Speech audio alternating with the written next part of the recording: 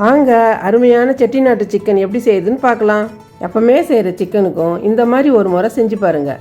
பாத்திரம் மட்டும்தான் மிஞ்சும், இன்னொரு பீஸு கிடைக்குமான்னு மனசு ஏங்கும்.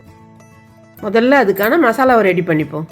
2 ஸ்பூன் தனியா, 4 காஞ்ச மிளகாய், 2 கொத்து கருவேப்பிலை, சின்ன வெங்காயம் ஒரு 10, 2 இலை, கடல் பாசி கொஞ்சம், அரை ஸ்பூன் சோம்பு, 1 தேங்காய் பத்தை, 3 லவங்கம், 2 ஏலக்காய், பாதி அன்னாச்சிப்பூ, 3 பட்டை, 1 ஸ்பூன் மிளகு, அரை ஸ்பூன் சீரகம். இந்த மசாலாவை இப்போ ட்ரையாக வறுத்துப்போம். கடாயை சூடாகிடுச்சு, மசாலாவை சேர்த்துப்போம். இது எல்லாத்தையும் போட்டு வறுப்போம். வெங்காயத்தை லாஸ்ட்டாக சேர்த்துப்போம். நான் எண்ணெய் எதுவும் சேர்க்கல, ட்ரையாக தான் வறுக்கிறேன். இப்போ இது வறுந்துச்சு, வெங்காயத்தை சேர்த்துக்கிறேன். போதும், அவ்வளோதான் வறுபட்டுது. மசாலா ஆறட்டுன்னு தண்ணி சேர்த்து நைஸாக அரைச்சிப்போம். மசாலா அரைச்சி எடுத்துட்டோம். கிரேவி செய்ய தேவையான பொருள்: அரை ஸ்பூன் சோம்பு, 2 வெங்காயம், 1 தக்காளி, 1 கொத்து கருவேப்பிலை, இஞ்சி பூண்டு பேஸ்ட்டு 1 ஸ்பூன், ஒரு முழு பூண்டு தோல் உரிச்சது, 1/4 ஸ்பூன் மஞ்சத்தூள், அரை ஸ்பூன் வெறும் மிளகாத்தூள், 4 கிலோ சிக்கன். இப்போ ஒரு 5 ஸ்பூன் எண்ணெய் சேர்த்துப்போம். இப்போ சோம்பு சேர்த்துக்கிறேன். சோம்பு வெடிக்குது, கருவேப்பிலை சேர்த்துப்போம்.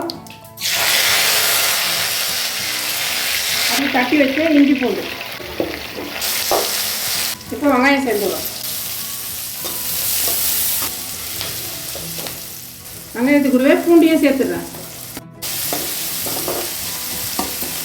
இது வதங்கிட்ட கொஞ்ச நேரம். இப்போ தக்காளி சேர்த்துக்கலாம். இப்போ தக்காளி வதங்கிறதுக்கு தேவையான உப்பு சேர்த்துப்போம். தக்காளி இப்போ நல்லா உடஞ்சிடுச்சு. இப்போ சிக்கனை சேர்த்துப்போம்.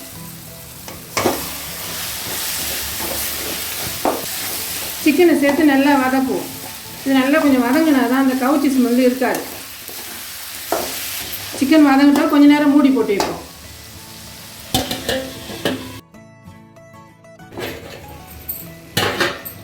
இப்போ பாருங்கள், சிக்கன் நல்லா வதங்கிடுச்சு. இப்போ நம்ம அரைச்சி வச்ச மசாலாவை சேர்த்துப்போம்.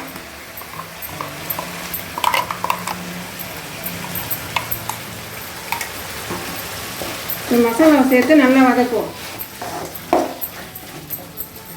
இப்போ அது கூடவே 1/4 ஸ்பூன் மஞ்சத்தூள், அரை ஸ்பூன் வெறும் மிளகாத்தூள். இப்போ இதையும் சேர்த்து வதக்குவோம். இப்போ மசாலா கூட சிக்கன் நல்லா சேர்ந்து கொஞ்சம் ஒரு 10 நிமிஷம் வதங்கட்டும். மூடி வச்சுருவோம். A few minutes later. நல்லா மசாலா சிக்கனில் ஊறிடுச்சு. இப்போ தண்ணி சேர்த்துப்போம். மசாலா அரைச்ச தண்ணி கொஞ்சம் இருக்குது, அதையும் சேர்த்துப்போம். அது கூட இன்னும் கொஞ்சம் தண்ணி. அவ்வளோதான். இப்போ நல்லா கலந்து உப்பு மட்டும் பார்த்துப்போம். உப்பு கரெக்டாக தான் பார்த்துட்டு மூடி போட்டு வச்சுருவோம். 10 நிமிஷம் ஆச்சு. இப்போ திறந்து பார்ப்போம் கிரேவி எப்படி இருக்குதுன்னு. 1 டேபிள் ஸ்பூன் நல்லெண்ணெய் சேர்த்துப்போம். இதுதான் இந்த சிக்கனுடைய டேஸ்ட்டே தூக்கி கொடுக்கும்.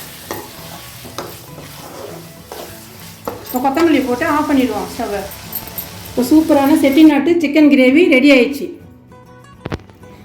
இந்த கிரேவி சாதத்துக்கு, சப்பாத்திக்கு, இட்லி, தோசை எல்லாத்துக்கும் கூட சாப்பிட்லாம். அவ்வளோ டேஸ்ட்டாக இருக்கும். இந்த வீடியோ உங்களுக்கு பிடிச்சிருந்தா லைக் பண்ணுங்கள், கமெண்ட் பண்ணுங்கள், சப்ஸ்கிரைப் பண்ணுங்கள்.